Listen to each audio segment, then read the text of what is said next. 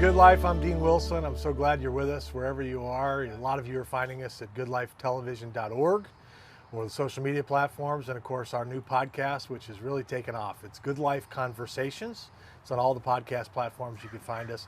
And of course, many of you join us here locally at TV Santa Barbara, which we're so happy to have you. We're here today to talk about an event that's coming up in August. It's the 63rd Annual Community Prayer Breakfast. And my two guests, in addition to being good friends of mine, are on the committee. They've helped plan it. They have been involved with this for a long time. So they're here, John Davies and Reed Spangler.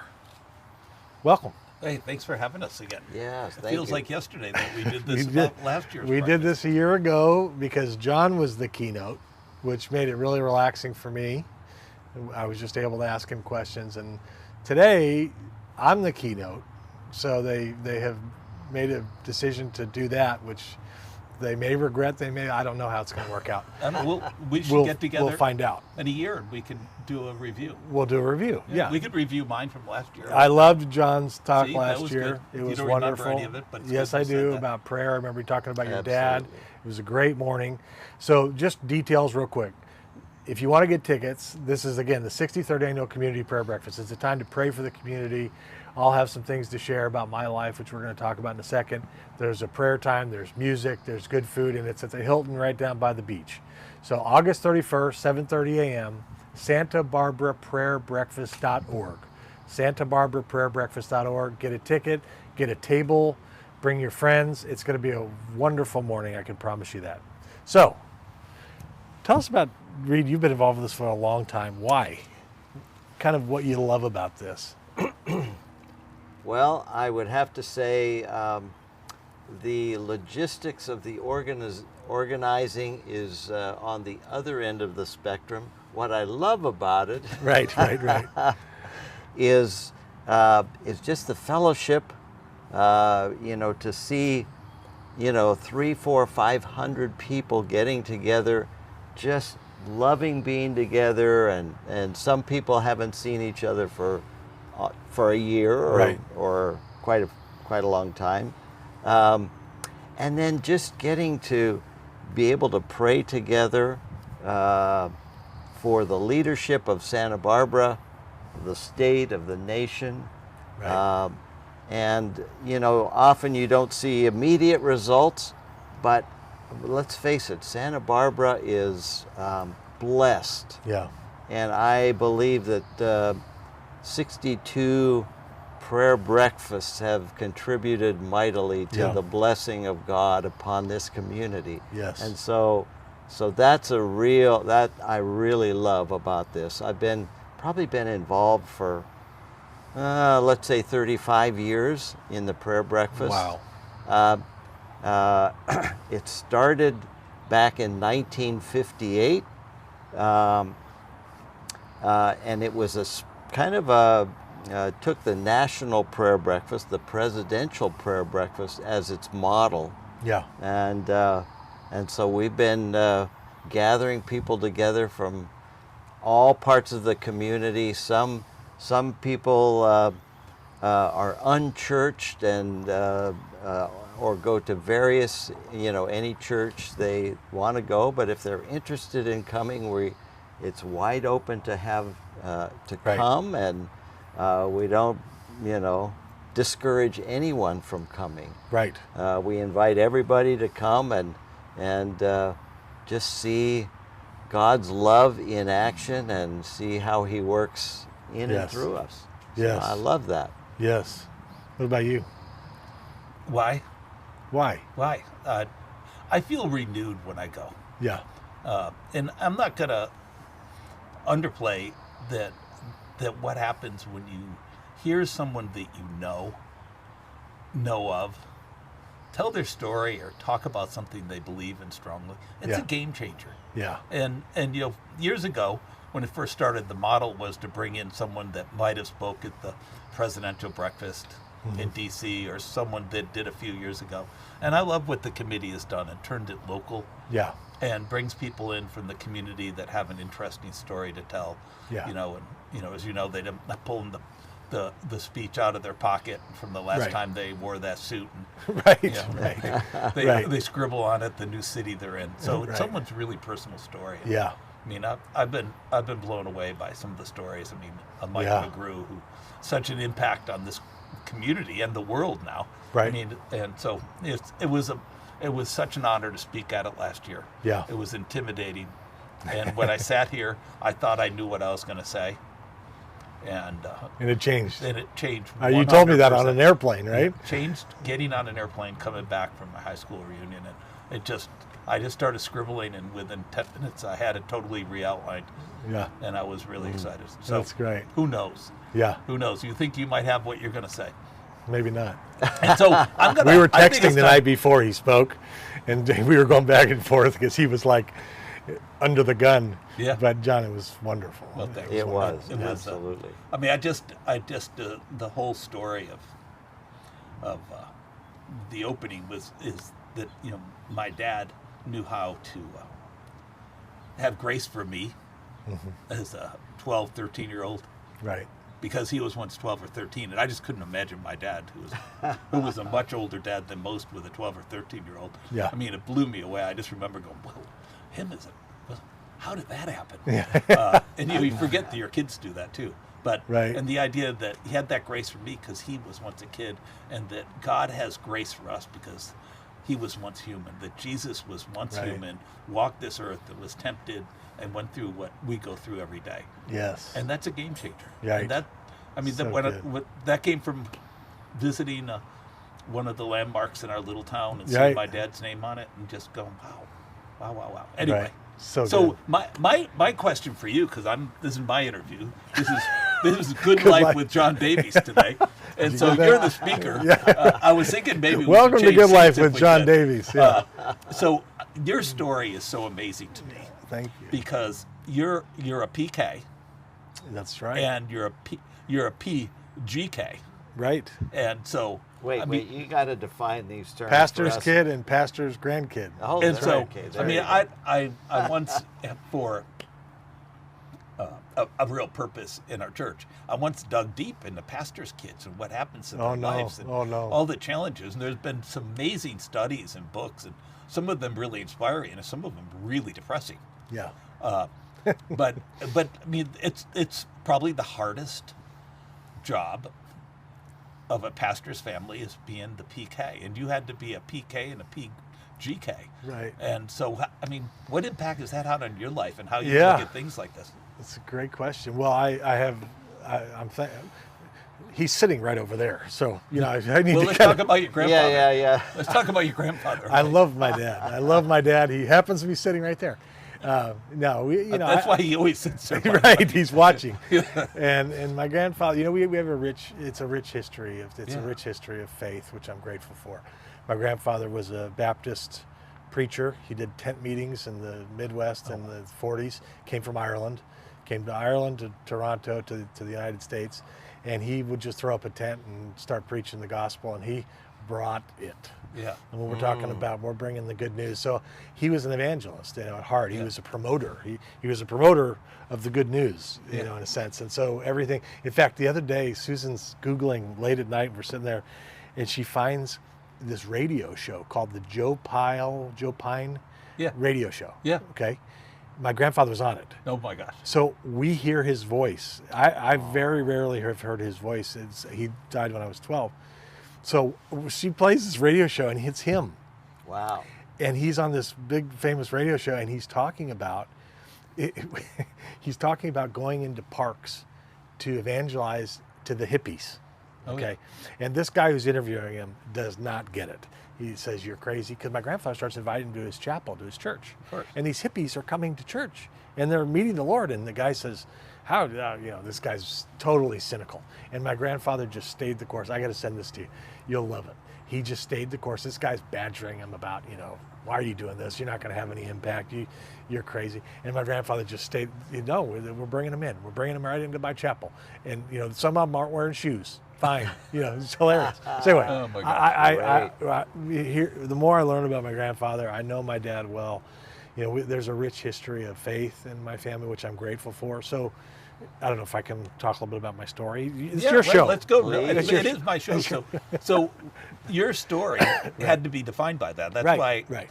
So My experience in faith. So I met Jesus when I was 7 years old, on the bunk beds. It was one of those stories where I invited Jesus into my life when I was 7 on the bunk beds. Pastor's family, okay. And I'll be honest with you. I always have loved God. I like him. I love him. I believe he likes me and loves me. It's been a really difficult journey at times since, okay, so I'm 47 now, so we're talking about 40 years. And so 39 to be exact. Go ahead. Rough. Okay. Sure. Wait, so what the accountant? what I'm going to share, what I want to talk about, number one, I want this to be about God. And so while I'll be talking about my journey, my journey is really about God. And it's about meeting him in different places. I'm going to share a couple things that I've never shared publicly with anyone. Except the good life with John Davies. So let's hear one of the I'm stories. not going to blow the stories right now. Sure. John. Okay, but I'll Just tell one. one. Okay, so I'm going to save some of the stuff that's a little trickier, but I am going to share authentically and I'm going to share vulnerably, and I hope the audience is gentle. Yeah. We're just inviting 500 strangers to hear Right. to share my deepest. Yeah. So I'm going to share some stuff that's painful. And one of the things about the Christian life, I think, is what happens when you fail. What happens when you fail? Yeah. I failed. Yeah. And so I want to talk about the mercy that I met, this God of mercy, who I remember one time when I was at a tough spot, I would actually write out Psalm 103 by hand. And when I finished it, I started again. Oh, wow. This is the God who rescues us from the pit. Yeah. This is the God who crowns you with steadfast mercy. How often? His mercies are new every morning. Yeah. And so I had an experience where I was at a tough spot and I met this God of mercy. And it was life-changing. I'm going to tell that story, and I'm going to be real authentic about it. Yeah. And then another thing that happened to us, which has been a big one, is 20 years ago, we had a child that had a stroke in the womb, wasn't supposed to live. There's a miraculous story at the childbirth moment. I actually had the doctor look me in the eye and say, "Dean, I just reviewed all the ultrasound photographs, and I don't distinguish a developed brain, which is not compatible with life." I was in LA, I raced home. Susan's kind of at the kitchen table and had opened to Matthew 21:21. If you believe and you don't doubt, you can see a mountain moved. We just latched on to that Matthew 21. 5 hours later, we were in the delivery room. They delivered her. She had a developed brain. Yeah. It's a miracle. Wow. Now, she had a massive stroke. The damage, but she was going to live, right? Yeah. So the miracle was she was going to live. I'm in the ICU. I'm praying. I want healing. Of course, I want healing. I want her to run and walk and talk and be, and have life.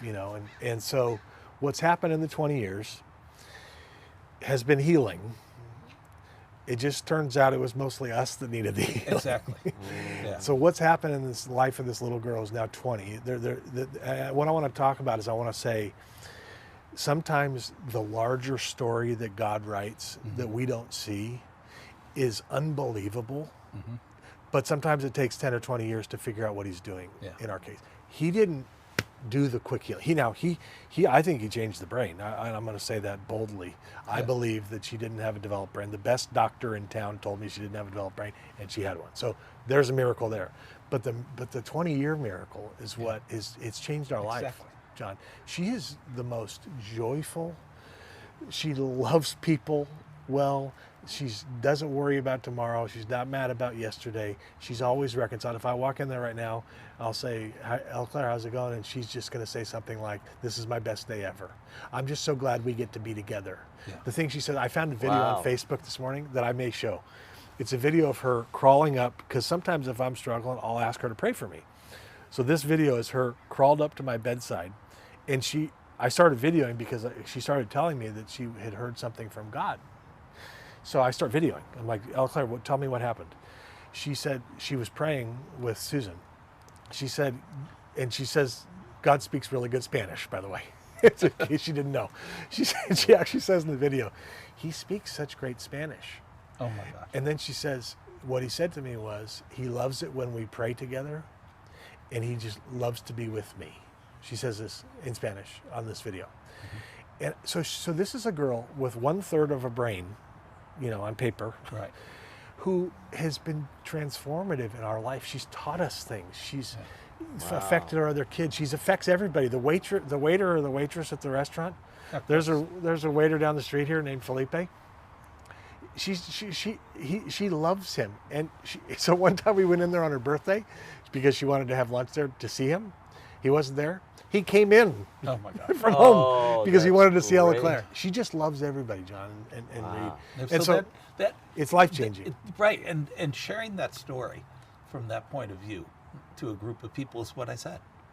I mean Right. you walk out changed because you get to share that story. Right. You get to share it because you have to keep those to yourself because people aren't ready to hear it every day. Right. And first time you've told me, and I've known you for a while. Well, let me say one So more thing it's about crazy. it. Let me say one more thing about it, because this is also incredible. This has been hard. Okay, so one of the things we don't do is we don't sugarcoat it. So it's miraculous. We're so thankful for Ella Claire. She's changed our life. And for 20 years, especially my wife, has been a 24/7 caregiver Right. for a special needs child who would be defined as cerebral palsy, right? So that's every bathroom trip. Right. That's every meal. That's therapy. That's dressing her. That's like if you think about the ramifications. Yeah. So what I'm going to say, and what I think we've learned, sometimes in life, God asks us to do hard, right? Humans don't like hard, right? We don't want hard. No. Don't get me hard. Sometimes God, as part of the larger story that He's writing, asks us to do hard. Yeah. And I believe that if we do it, and we are faithful, that the story that's being written is glorious. Right. It says in the scripture, we suffer with him on the way to being glorified with him. It says in the scripture, your light and momentary afflictions are achieving for you a glory that far outweighs them all. Sometimes I think I know somebody right now who has 6 months to live. I know people are saddled sometimes in life. Sometimes it's self-inflicted stuff, like some of the stuff I did. Some of it just thrust upon you. You have a special needs child. Right. All people need hope, and people are suffering. And what I want to say is, if God asks you to do hard, He didn't forget about you. Right. It didn't snap. It didn't. The stroke in the womb didn't sneak up on God. Yeah. He has this larger story, and he knows where Dean's going to be in 10 years and 15 years. He knows what Susan needs. He knows. He's seen. And what we can know is that we are marching to glory. Right. If we suffer with Him on the way to being glorified. If you are faithful, you're marching with Him. Yes. And he had a purpose for you and Susan before you were born. Right. And that purpose is being lived out now, and you're being faithful to it. And when you're faithful to it, the rewards come. And the little rewards of that, what you captured in the video, the little rewards of knowing that is so rich in a life today that, I mean, so many lives that are just so callous. Right. So,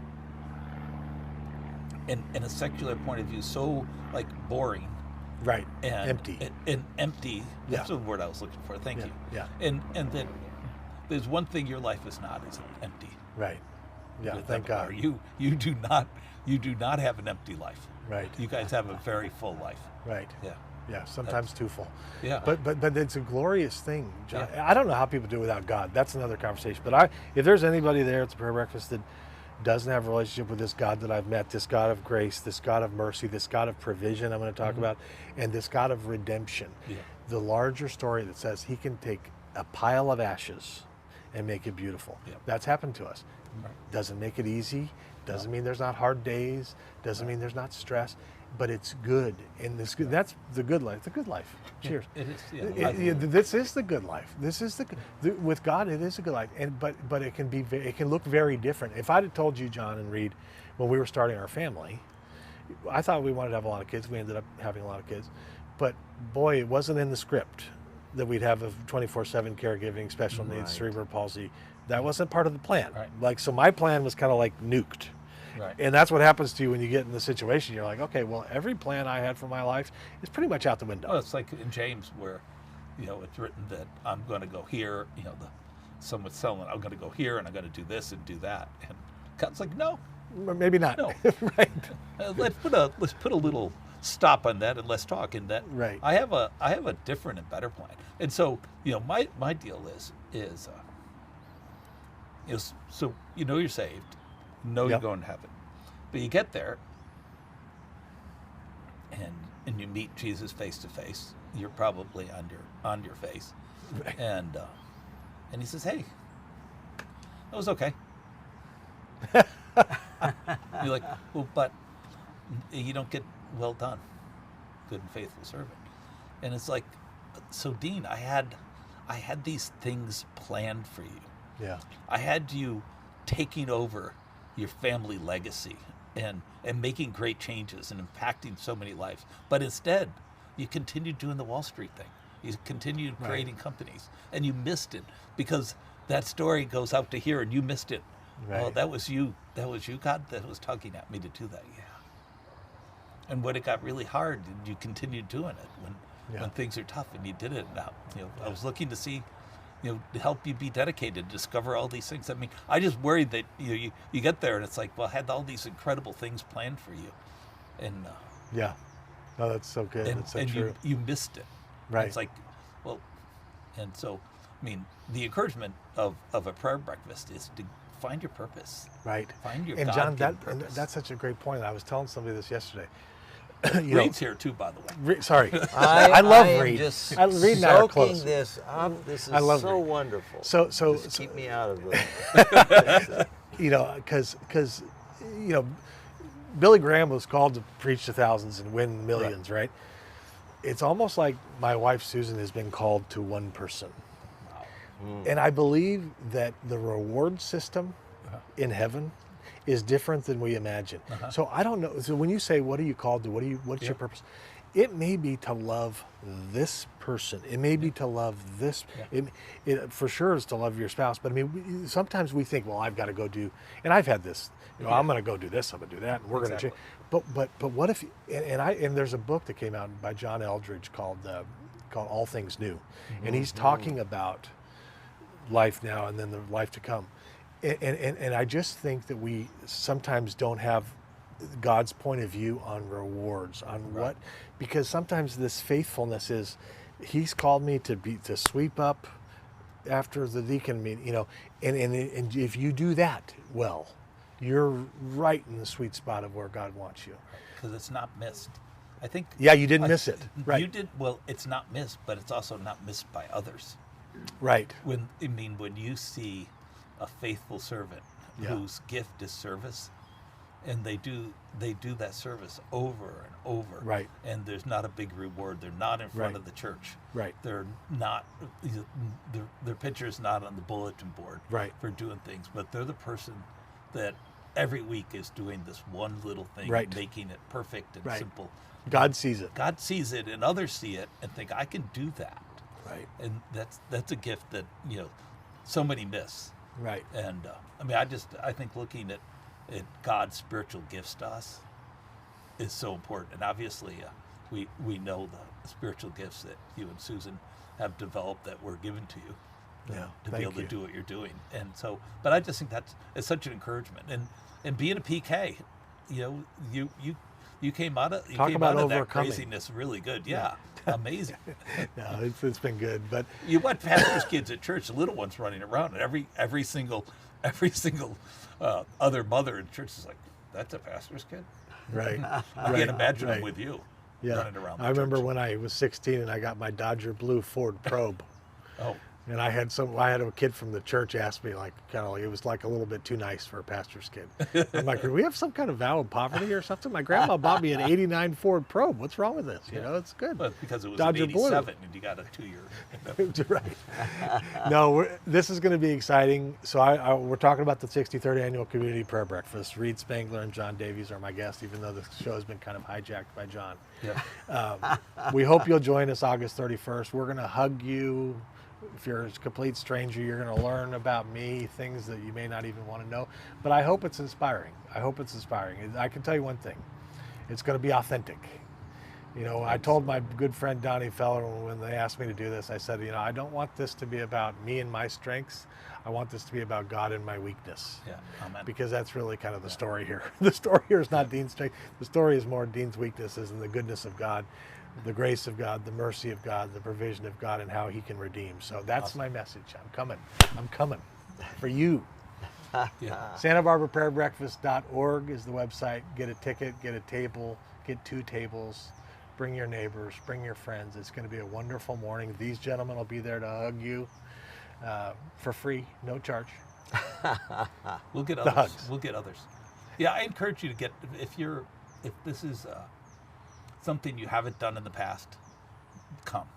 Check It's it out. worth it. Yeah. Buy a couple tickets. If you have come in the past as a guest to some other table, do your own table and bring your own guest. Yes. You know, Absolutely. it's truly the cheapest table breakfast event in Santa Barbara. Right. I mean, Right. it's ridiculous. good deal. Yeah, and it's Hilton. well worth doing it. Yeah, Hilton Waterfront, 7:30 a.m., August 31st. We'd love to have you come. If you want to, you can also, I've done this because I'm speaking, you can go see previous keynote speakers. They have like the last 7 years on there. He mentioned Mike McGrew, Kate Merrick. There's some really wonderful messages that have been given. So you can get a little taste for the breakfast if you want. You can go to the archive there and check it out. But SantaBarbaraPrayerBreakfast.org is the site Right. where you can get a ticket, you can get a table. If you have any questions, you can get in touch with us. But we'd love to have you there. Thank you, guys. Hey, Thank you. This was relatively painless. Yeah. Yeah. Yes, good to have I you. enjoyed that. This is, Reed just likes hanging out. We love Reed. I'm enjoying this immensely.